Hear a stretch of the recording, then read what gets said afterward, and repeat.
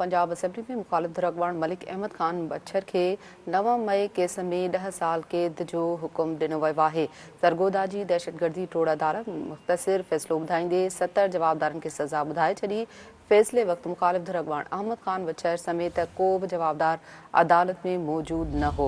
Breaking news आहे तव्हां सां शेयर कयूं पिया त पंजाब असेंबली में मुखालिफ धिर अॻवान मलिक अहमद खान बच्छर के 9 मई केस में 10 साल कैद जो हुकुम ॾिनो वियो आहे। इन हवाले सां ॿुधायूं पिया सरगोदा जी दहशतगर्दी टोड़ अदालत मुख़्तसिर फ़ैसिलो ॿुधाईंदे 70 जवाबदारनि खे सज़ा ॿुधाए छॾी।